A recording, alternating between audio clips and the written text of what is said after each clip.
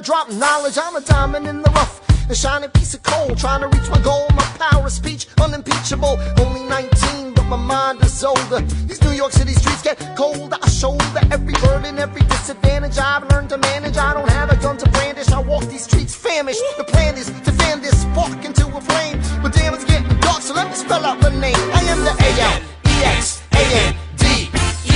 We are meant to be a colony that runs independently. Meanwhile, Britain keeps shitting on us endlessly. Essentially, they tax us relentlessly. Then King George turns around, runs a spending spree. He ain't never gonna set his descendants free. So there will be a revolution in this century. Enter me, he says in parentheses. Don't be shocked when your history book mentions me. I will lay down my life if it sets us free. Eventually, you'll see my ascendancy. And I am not thrown away, my shot. I am not throwing away my shot. Hey yo, I'm just like my country. I'm young, scrappy, and hungry, and I'm not throwing away my shot. I am not throwing away my shot. Welcome to Inside Out, LGBT Radio, where we look at everything from pop culture to politics through an LGBT lens. I am today's co-host and producer, Dr. Nicole Cutts. I'm the show's resident psychologist and success coach, and we were just listening to My Shot from the musical Hamilton, where on Saturday night, cast member Brandon Dixon, who plays Aaron Burr, read a message to Vice President-elect Mike Pence. Purportedly, as Pence, who was booed loudly upon entering the theater, tried to leave the Broadway musical, after the final curtain, Dixon asked him to stay, which Pence did. And Dixon, with the cast gathered behind him, said, "We have a message for you, sir, and we hope you will hear us out." So his message was as follows. Vice President-elect Pence, we welcome you, and we truly thank you for joining us here at Hamilton American Musical. We really do. We, sir, are the diverse America, who are alarmed and anxious that your new administration will not protect us, our planet, our children, our parents, or defend us and uphold our inalienable rights.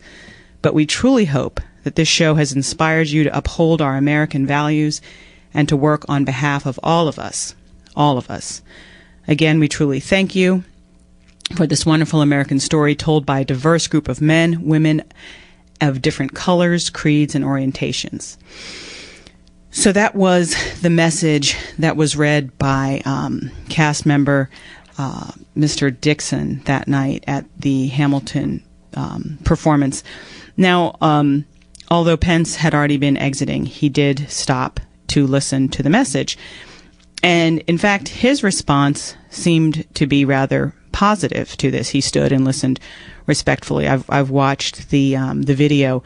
You know, what I originally heard was that, you know, Pence was booed at this. And, you know, while they didn't play video of the opening when he came in, certainly during this statement, there were only a couple of boos, and Dixon actually quieted them down. And Pence's response to this was that he was not offended by the statement directed at him from the cast of Hamilton, and he really enjoyed watching Hamilton. Pence told host Chris Wallace during a pre-taped appearance on Fox News Sunday that it was a real joy to be there. I heard a few boos, and I wasn't offended by what was said. Well, you know, to me that seems like an intelligent response. You know, as the vice president-elect of our country, you know, the cast of Hamilton used their First Amendment rights to say what they had to say in a respectful manner, and Pence says that he heard them, he stood there for it, and was not offended. Unfortunately, his response was in sharp contrast to the president-elect, Donald Trump, who, you know, this is my opinion, in a very unpresidential method of tweeting. He seems to be really fond of spewing how he feels on Twitter.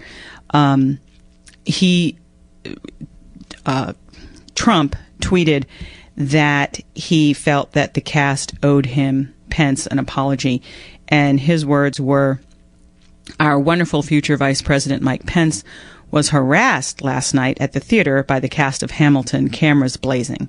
That's what Trump tweeted on Saturday morning. "This should not happen." I don't know why he feels that people shouldn't be able to share their opinions, but as far as I know, we're still allowed to do that. Then Trump went on to tweet, "The theater must always be a safe and special place." I guess he means for some people. The president-elect tweeted in another post, "The cast of Hamilton was very rude last night to a very good man, Mike Pence." And he said, "Apologize," with an exclamation mark. I wonder if Trump even bothered to look at the video that I saw or to read the transcript of what happened, and I don't know, maybe even bother to stop and confer with Mike Pence on this. But apparently he wasn't done, because he posted something, deleted it, reposted it, still expressing his displeasure and criticizing the show, which, as most of us know, I have not had the pleasure of seeing Hamilton yet, but it's been receiving universal acclaim from the critics. And apparently Trump felt the need to say the cast and producers of Hamilton, which I hear is highly overrated, should immediately apologize to Mike Pence for their terrible behavior. Okay. That reminds me of Trump's Twitter war with Jon Stewart, who was also widely loved and acclaimed. He also called him overrated. Okay, so maybe that's his go-to insult when you upset or offend him, is that then you become overrated. This election year has been a very stressful one for many, many Americans. And the purpose of today's show actually is twofold. I want to offer an opportunity for people to talk about where they are with the election results, wherever that be. I have to admit, I think that most of our listening audience is probably skewed in the direction of being, at the very least, shocked by the results, disheartened, perhaps.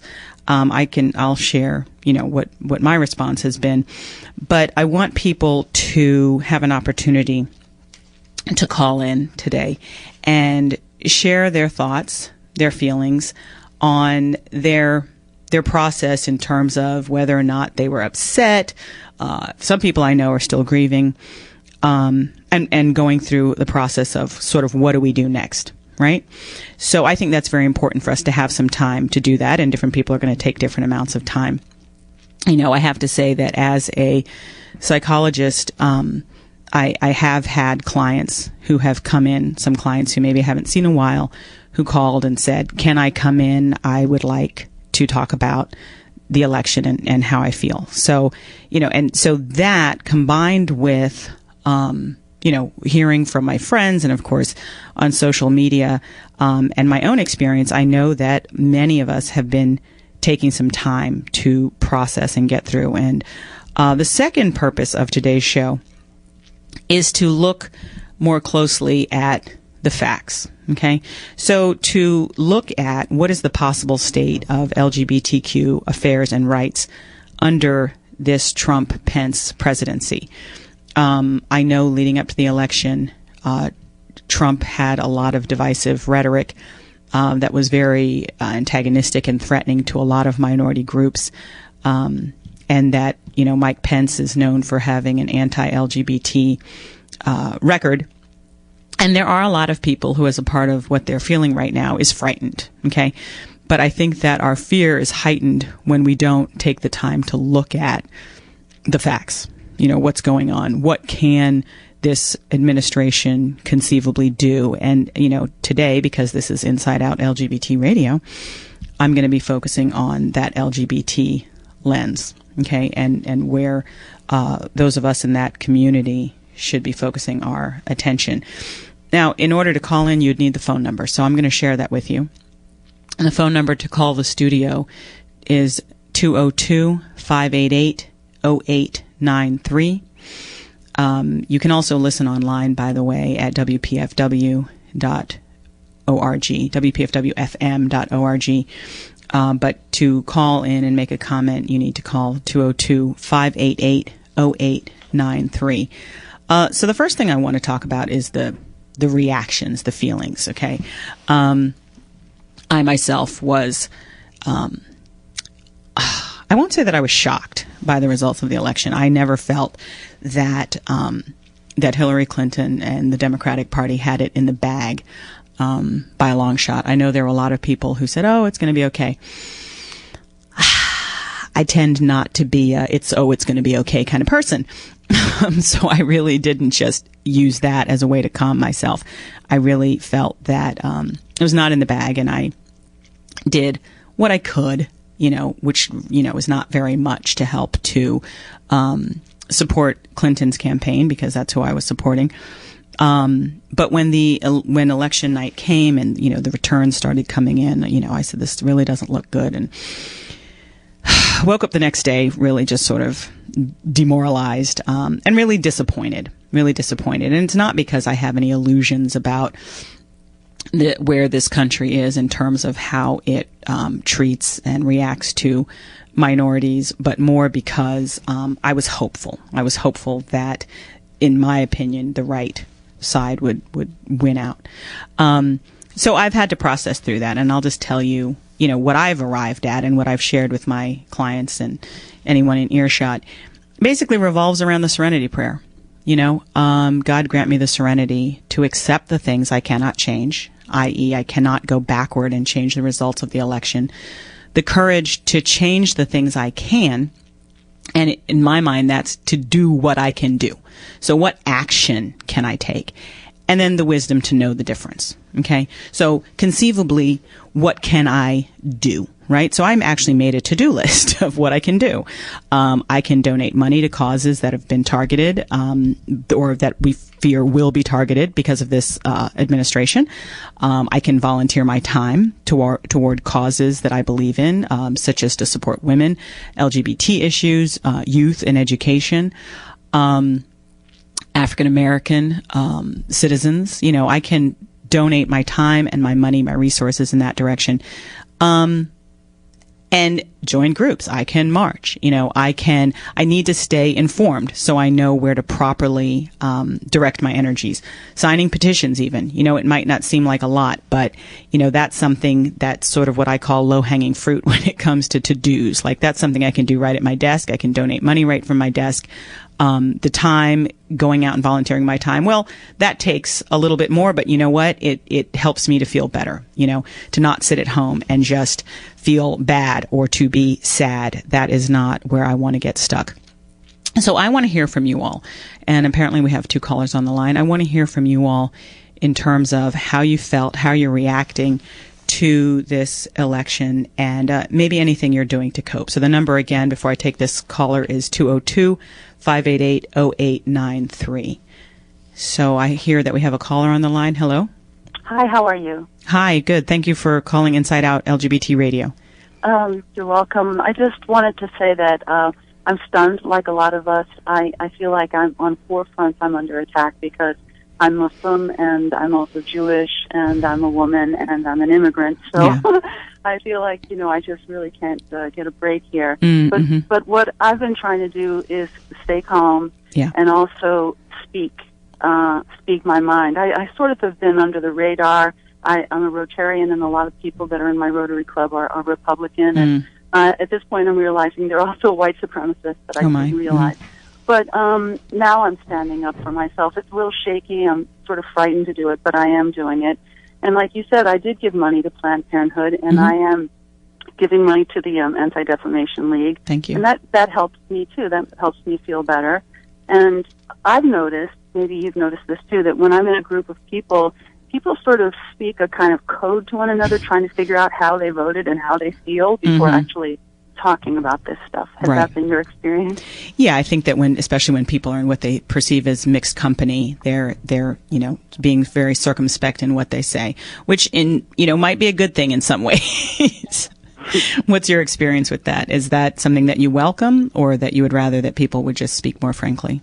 No, I welcome it because I understand people are afraid. Yeah. And I don't blame them for being afraid. In fact, I have friends on Facebook that I thought were friends who are turning out to be more and more right-wing, and I I tried to talk to someone this morning about how the white supremacists are actually speaking German now and doing this big Heil salute to one another.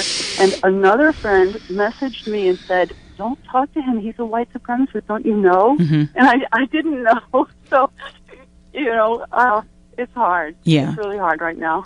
Yeah, well, I appreciate you calling in, and I appreciate what you shared, and that, while you feel under attack, as you said, from all sides, that you are doing something. And I think that that's the key, is not to just sit there and be afraid. And, we have to be afraid for a minute sometimes, but then, I applaud you and what you're doing. Thank you. Thanks for what you're doing, too. Thank you. Thanks for calling today. Hi, we have another caller. Thanks for calling Inside Out. Doctor, how are you today? Hi. This is Tyrone from D.C. Hi, Tyrone. Thanks for calling. Oh, you're welcome. Yeah, I was surprised in one way, but in one way I was not surprised because I know how this country can be, particularly when you have all these people from the rural areas. They came out and voted. The kind of things that he was saying and things he was talking about, subjects he was bringing up, I knew that you would have some people who would support him, but I would have to admit that I certainly did not like the outcome at all. Yeah. And I think what we have to do, Doctor, I can't think of your last name now. Cuts. I'm sorry, Dr. Cuts. It's okay, Tyrone. That we have to work closely with this administration. We have to do it more diligently now than ever and in a more diplomatic way, academic way. Yeah. But we must work with them because they are now in. Right. And also,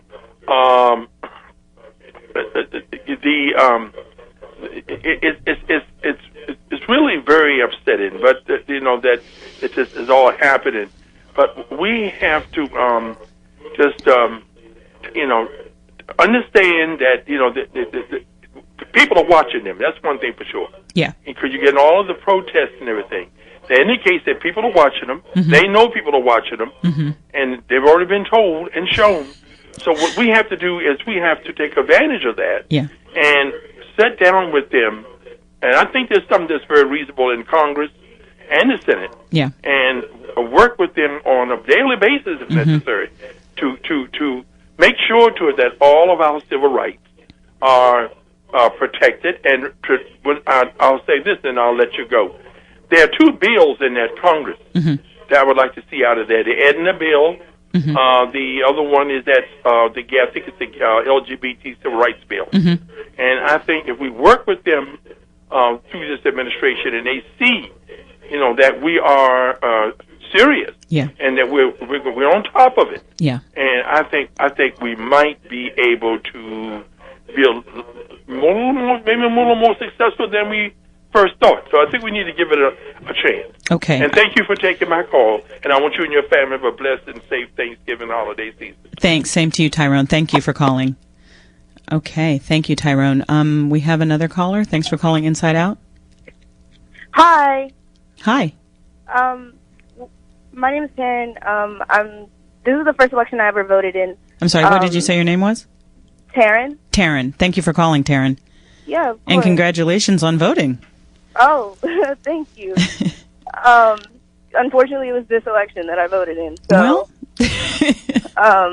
but I just wanted to kind of speak on reaction, the question you asked earlier about reactions, because when I woke up the next day for class, a lot of people didn't even go to class at my school, and it was just interesting to me to see like how widespread like the depression and the sense of fear was in my community. And I think one thing that I realized from this election was that being afraid is not the answer whatsoever. We need to, because that fear, it blinds us to being able to act in like the incremental ways that bring long-term change. Yes, I agree with you, Taryn.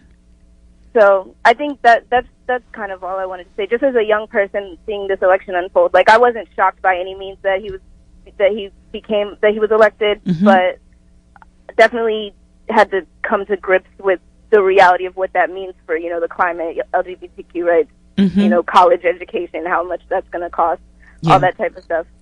But I definitely think that fear and letting yourself get into a state of depression over this is not a solution whatsoever. Right. And remembering that the groups that Donald Trump is kind of an aggressor towards right now, we've always been in the same position in this country. Right. It's just that now it's public, and I don't understand why the fact that it's so publicized now is so shocking to people. Like, I don't understand why people ever thought this was gone rather than just subterranean and not necessarily, so blatant in the hatred. Right. But well, Karen, that's all. Well, that's a lot. Thank you. So I'm taking from what you're saying that, fear is not the place to get stuck and to Definitely not. break out and not let yourself become depressed and demoralized.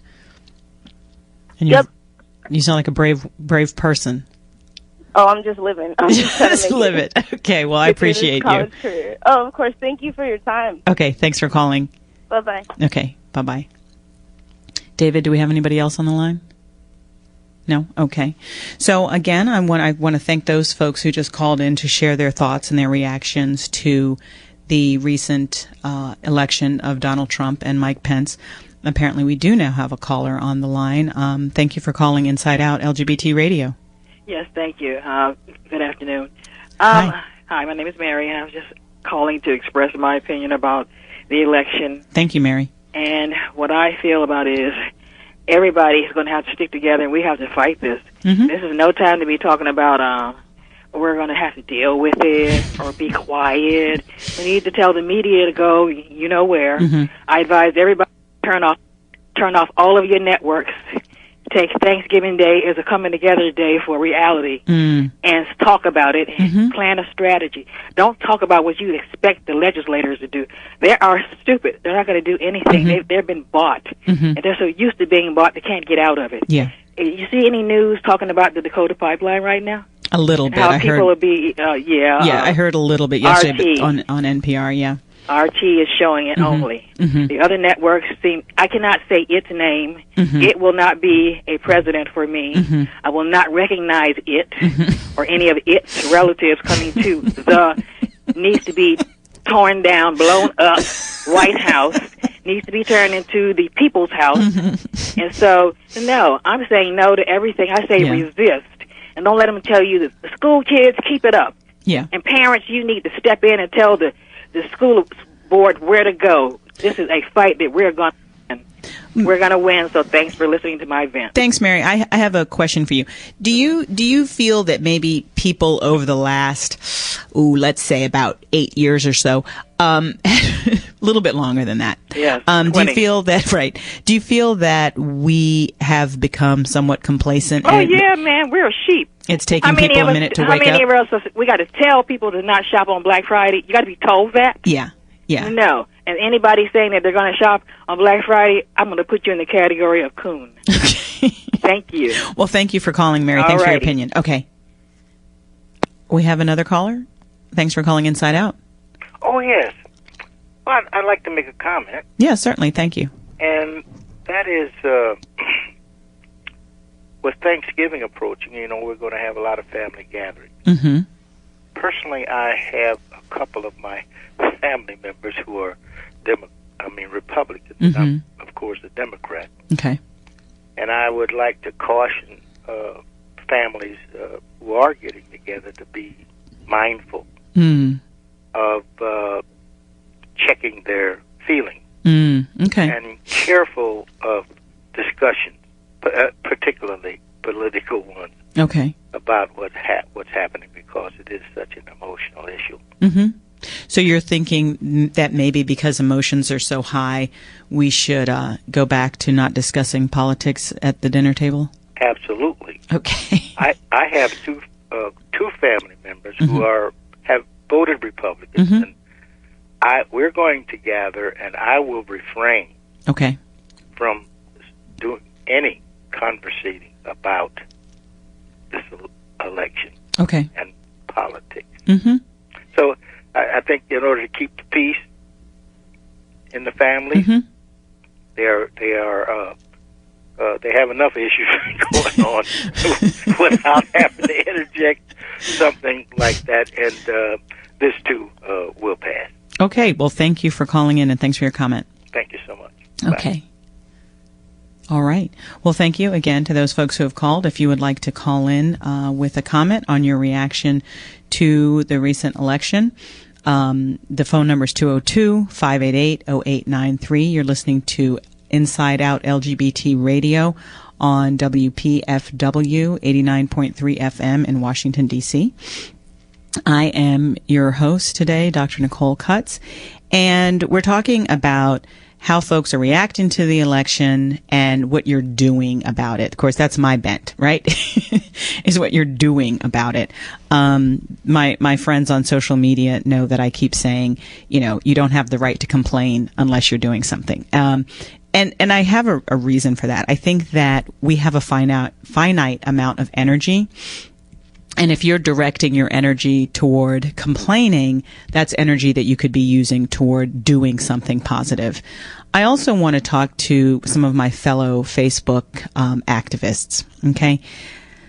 Social media has its uses, right? When it comes to politics, we can think about Arab Spring and other movements that have disseminated information over social media, and that's helped to galvanize actions, revolutions.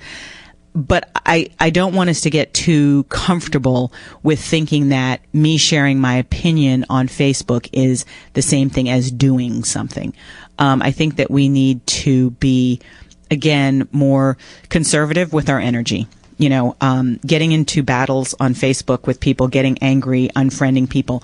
I'm not really sure how that advances any of the causes that you want to support. So I just really want, I try to put this focus on myself, and I try to encourage other people just to be mindful of what your intention is, and are you really doing anything?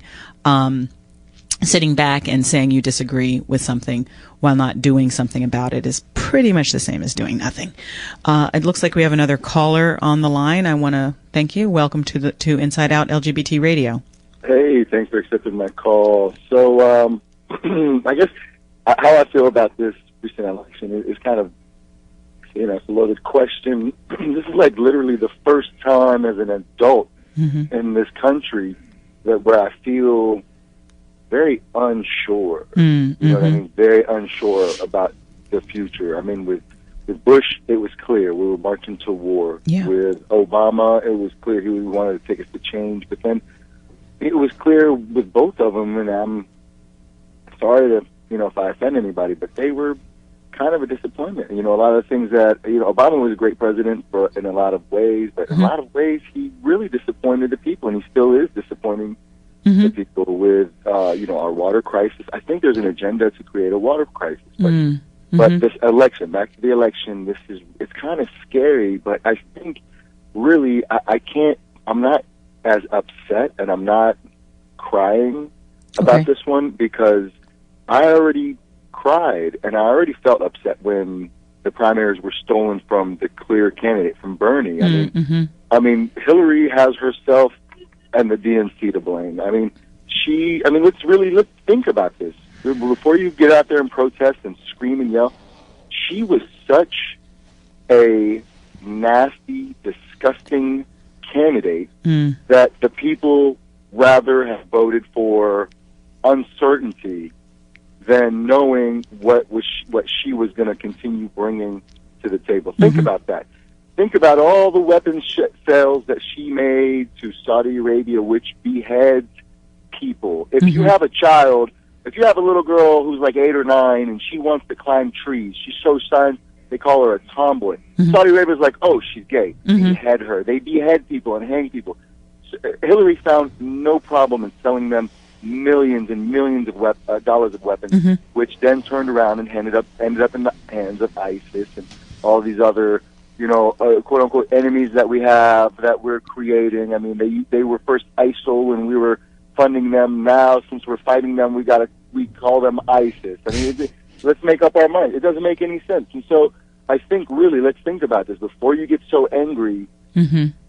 Hillary was not any better. We dodged a bullet to have her and Bill away from the White House with all their cocaine, drug dealing ties that they had back in the 90s in Arkansas when Bill was governor. All their sex trafficking that they're tied to with Epstein and his island. I mean, just really think about this before you're out there screaming and yelling. What are you screaming and yelling about? Where were you when the primaries were stolen from the clear candidate? Bernie won every single state that in the primaries that Trump won, that had him win the election because of the electoral college. So think about that. Bernie would have won those states that Trump won in the electoral college, plus all the other blue states. So, I mean, well, I think what are you screaming and crying about? Well, I think in response to what you're saying, what a lot of the people who are protesting probably don't see it the way you do, so they don't feel as if they didn't protest when something happened that they didn't agree with because maybe they were in agreement. Well, let's remember the name George Soros. Okay, just really remember that name. And his nephew is Hillary Clinton's. Is Chelsea Clinton's husband. So Hillary Clinton's daughter is married to George Soros' nephew. Just think about that. Soros is kind of like one of these Rothschild elites that will murder your infant because he's crazy. These people are nuts. Who are we standing up for? Really think about that. I don't think we need to be out there screaming and yelling and protesting. Well, where were we in the primaries? I think what we really need to focus on as a country is what we're doing to the people out in South Dakota. Yeah, that's what I was going to ask you. Really, I mean, where are we there? There's nobody speaking about it. Now, what about so you mentioned? Instead of going to the Super Bowl, instead of getting all those people buying tickets to the Super Bowl, we'll go have all those people stand at the protest and see what changes. Well, can I? One of the things you mentioned is that about the Clinton connection to Epstein, and there are also sources that say Trump has ties to them. They both do. I mean, this is a sickness. I mean, what are we doing? This is what I'm saying. Well, okay, so let me ask you this. Bush so you're saying why are you all out there protesting? And you're saying you started to say where we should focus our energy, and we should look at what's going on in South Dakota. Where else are you focusing your energy post-election? Honestly, there's nothing you can do. He won the electoral college. I mean, unless he gets impeached for that. There's that one thing that was brought up by the New York Times this morning about how it's unconstitutional for him to be president, to have business ties internationally, where those international businesses have to have political influence to help them. So it becomes an unconstitutional thing. I look at you got all these legal things, blah blah blah. So what do we do? What do we do? Well, yeah, that's what I'm focusing on. We need to read our Constitution. The people need to stop. They need to put down your Facebook and your Instagram. Stop getting your news from memes. You need to put that down. Read your Constitution for yourself. Read the Constitution, and if it doesn't make sense, read it out loud. Read it over and over until it makes sense. That's a good idea. It's in there what we have the right to do. Figure it out, people. We need to figure it out. I mean, if Martin Luther King were alive right now, what would he want us to do? I mean, you can be peaceful as much as you can, but look at these people in South Dakota. They're peaceful, and it's getting extremely worse. I guarantee you, if each one of those people had AR-15s, that government presence would be much less. That security presence would be much less. We need to arm ourselves. Period. That's all. That's where it comes down to. And thank you for your comment. We have some other callers. Thank you very much. Okay. Have a good afternoon. David, did we have somebody else on the line? Oh, they hung up. So one of the things I also wanted to do today, along with talk about the emotional reactions and what people are doing to cope with the election, is to also look at the state of where things really are. So I pulled together a few things to look at because, as I mentioned before, Trump ran on a platform that worried a lot of people as it concerns their rights and their freedoms. And so let's talk about marriage equality. One of the things that, people are afraid of is, can Trump turn back the clock on marriage equality?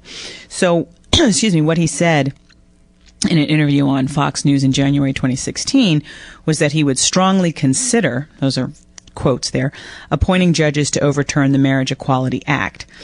This was during an interview with his friend there, Bill O'Reilly. And he said, I just don't feel good about it.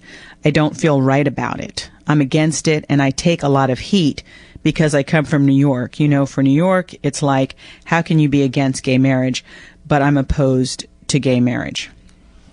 Okay, his lack of articulation aside, that is apparently what he said.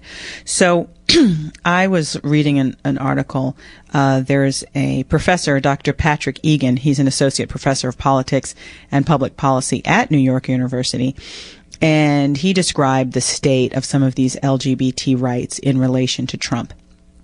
Now, according to Dr. Egan, he said that most likely that marriage equality is safe from a Trump regime because during the primaries, Trump said he would strongly consider overturning the Supreme Court decision, which, yes, we just read that, but that's not realistic, according to Egan. Now, one of the things on my to-do list about how to respond to this election is to be better informed.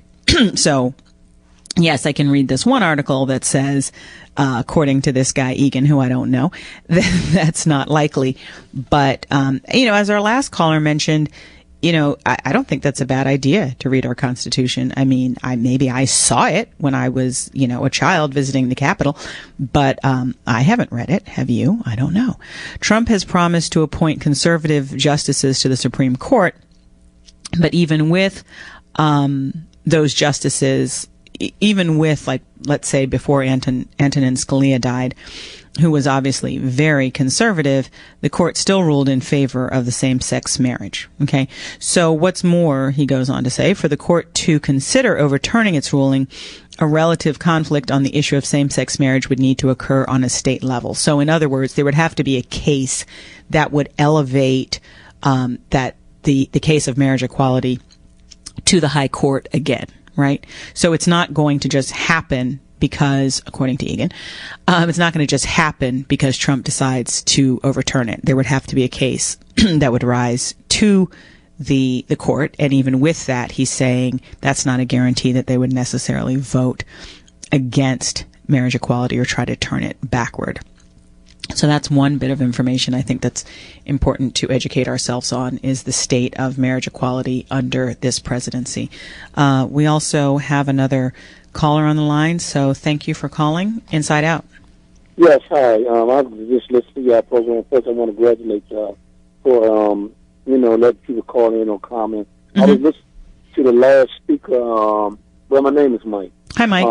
How you doing? So I was listening to the last speaker on the phone. He just got off, and he was saying about Hillary, this and that. Mm-hmm. We don't have time to be appointing the blame to anyone. Mm.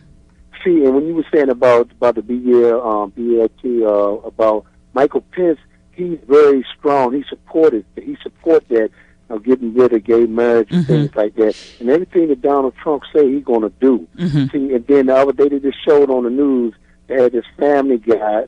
They booked at this restaurant on Wisconsin Avenue and saying that they're the family. They was out raising their hand up like Germans and saying Trump.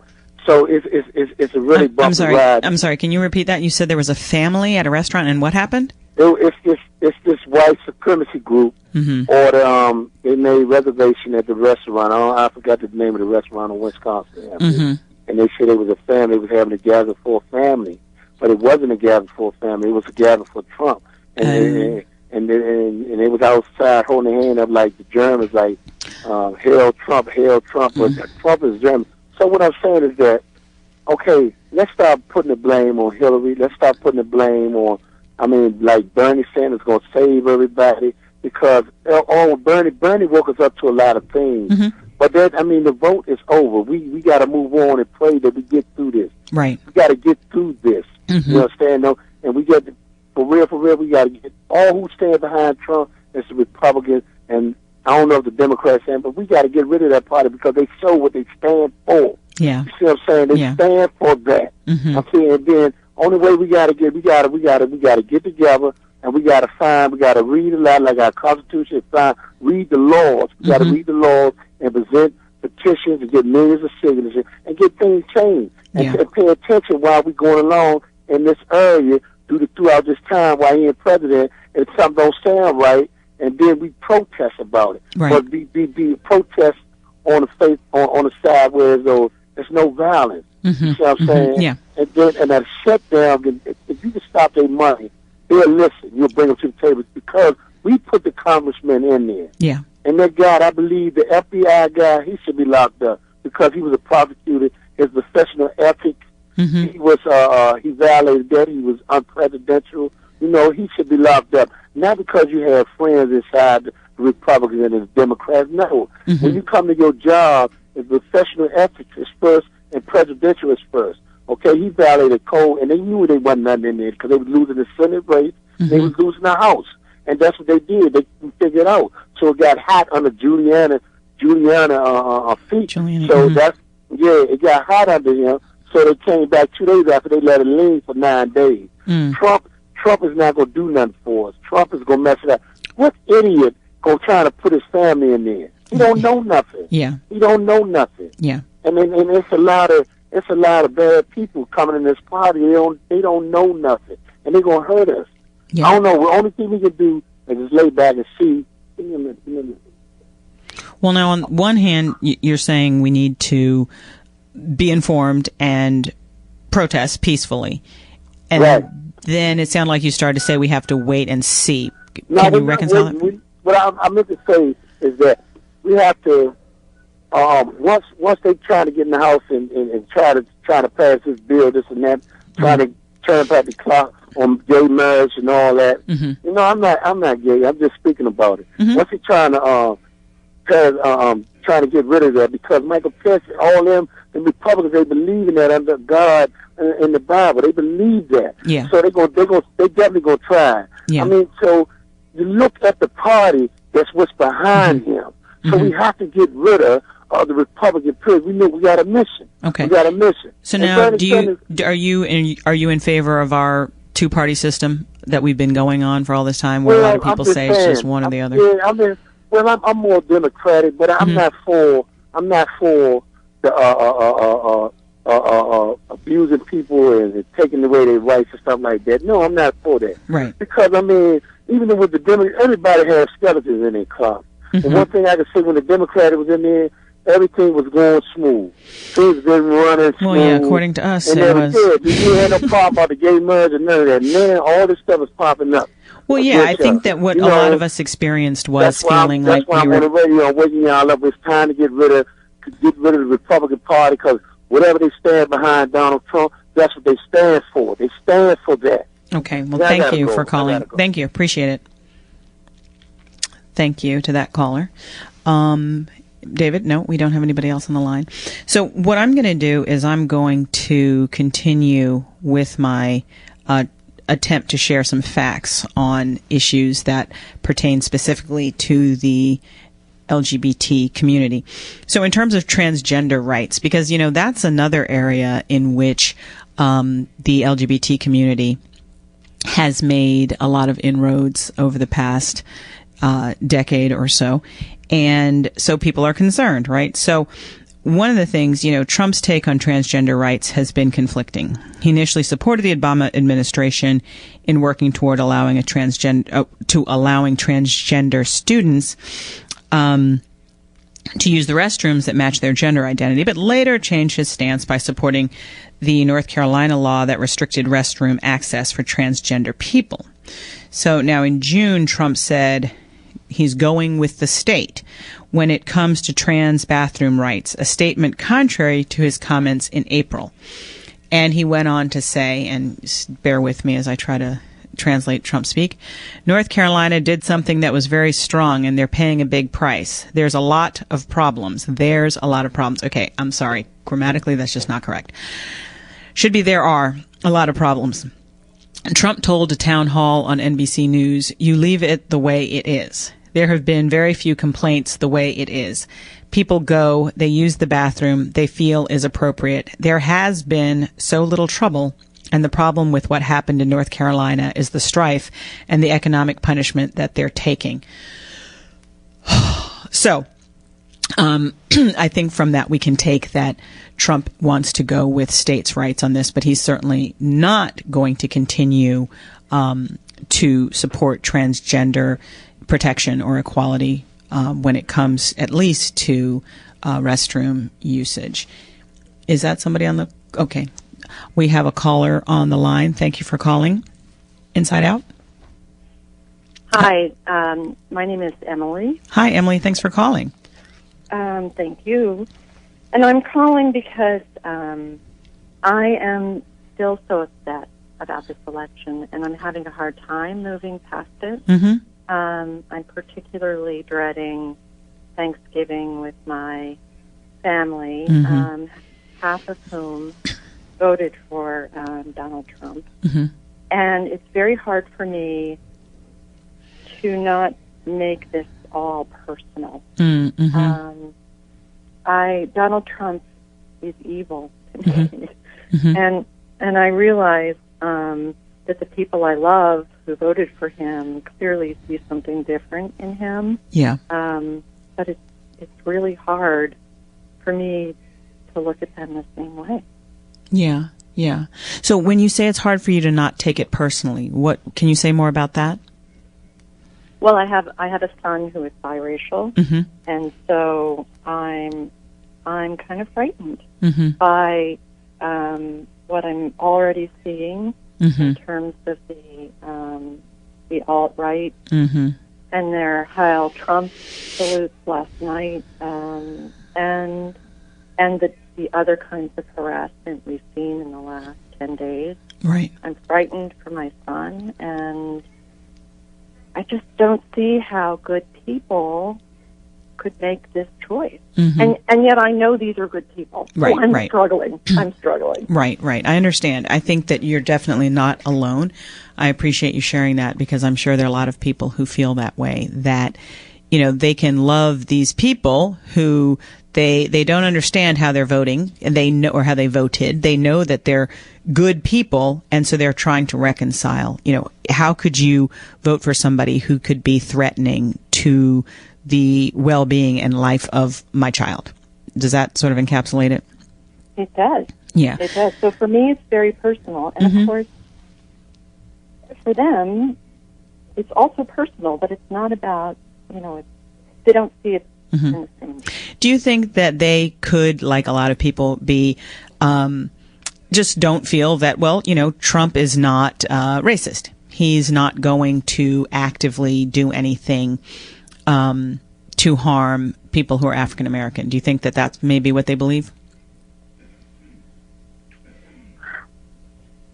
Probably, but Mm-hmm. I feel a little bit like we've slipped into an alternate universe, Mm-hmm. you know, because he has said racist things. He has, you know, already participated, if not actively, passively, Yeah. in allowing racist things to happen. Mm-hmm. He has embraced open racists, Yeah. including putting them into his cabinet. In what world is he not racist? Yeah, not the world I live in, and I'm guessing not the world you live in. So, you know, I think denial plays a hand. I think that there, unfortunately, Emily, I also see where, you know, people have this thing of, you know, if it's not happening to them, and you know, to further the comparison with, you know, what happened in Nazi Germany and the Third Reich, you know, people just, it is a human trait to protect our minds, to tell ourselves everything is going to be okay. So when something is not happening to us in particular, but we know logically that it could happen to us, or we know that people still will engage in this self-protective defense mechanism of saying it's going to be okay. And I wonder if, you know, some folks aren't engaging in that sort of denial, sort of putting their heads in the sand, turning, you know, the other way, saying, oh, it'll be okay. You know, yes, these people, they call them racist, but they're, frankly, I'm struggling also to understand, because when you talk about people like, Steve Bannon, it's like, how is that on the line? An endorsement by David Duke, how is that on the line? That's over the line, So I think I am focused again more on what are we going to do, not on necessarily trying to understand. We have to understand to a degree, but at the same time, we know what we're seeing. So then it becomes, in my mind, what are we going to do? So one thing I would like to hear from you before I let you go is, what are you doing to help yourself cope with the fear and the feelings that have been up for you since the election? Are you there, Emily? Okay, we lost Emily. I don't know what happened. David's telling me she's gone. Well, Emily, if you're still listening, I want you to maybe leave a comment on our Facebook page and tell us what you are doing to cope with your fears and your feelings around the recent results of this election. And I want to encourage everybody out there to do that. You can visit our Facebook page on Inside Out LGBT Radio on Facebook, where we have been posting articles that will give you a lot of good information as to the state of LGBT rights and other human rights and what you can do specifically. I want to send a shout out to my co-host, Michael Sharp, who has done a wonderful job of keeping us informed on the Facebook page. And I also want to encourage you to visit my blog, The Vision Quest Chronicles, on my website, Vision Quest Retreats, because my latest blog post talks about how to deal with loss and disappointment, which a lot of us are doing. And again, it really revolves around the Serenity Prayer, accepting what we can't change, doing what we can do, and having the wisdom to know the difference between those two things. So I'm about to sign out. I really want to thank you for listening to Inside Out Radio today here on WPFW, and we will see you back here next Tuesday between 2 and 3. And I was your host today, Dr. Nicole Cutts.